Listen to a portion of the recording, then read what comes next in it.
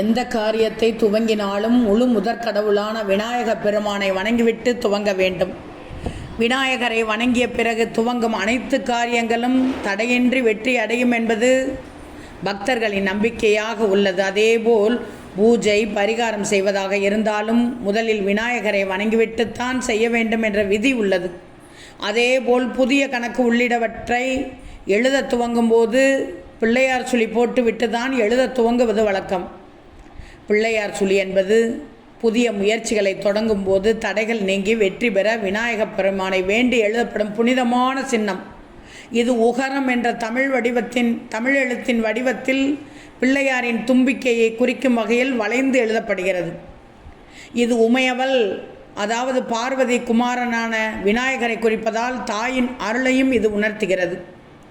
கடிதங்கள், கணக்கு புத்தகங்கள் அல்லது எந்த ஒரு புதிய வேலையை தொடங்கும் முன்பும் சுபகாரியங்களுக்கு முன்னதாகவும் இது எழுதப்படுகிறது. பிள்ளையார் சுழியில் உள்ள வளைவு பூரணத்துவம், முழுமை, பிரம்மம் என்பதையும் அது வளைந்து முடிவது அபூர்ணத்துவம், உலகம் என்பதையும் குறிக்கிறது என்பதே பிள்ளையார் சுழியின் தத்துவம்.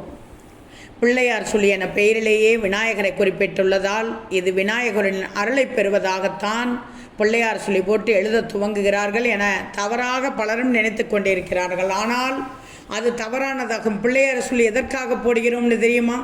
இது எந்த தெய்வத்தை குறிப்பது என்பது தெரியாமலே இருக்கிறீர்கள். 5 தெய்வ வணக்கமே பிள்ளையார் சுழி.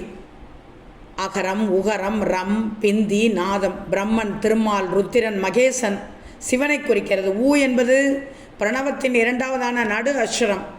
அ, உ, ம மூன்றும் சேர்ந்தே ஓம்காரமான பிரணவம்.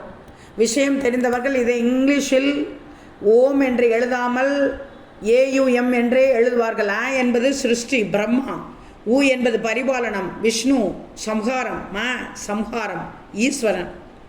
திரிமூர்த்திகளும் தோன்றியது ஏக பராசக்தியால் தான். ஆரம்பித்த இடத்திற்கே வந்து முடிந்து விடுகிற வட்டம் ஏகமான பிரம்மத்தை குறிக்கும்.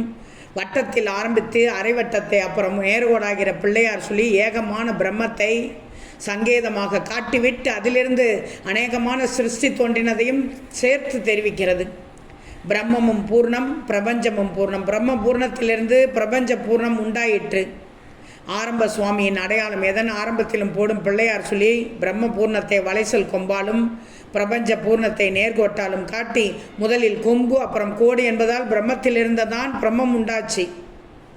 பிள்ளையார் சுழி போட்டு ஒரு செயலை துவக்கினால் அத்தனை தெய்வங்களின் அருளும் கிடைக்கும். இதனால் அந்த விநாயகரை மஞ்சளிலும் மண்ணிலும் எப்படியாவது பிடித்து வைத்து கும்பிடலாம். சங்கடங்களை நீக்கி நற்பலன்களை தருபவர்.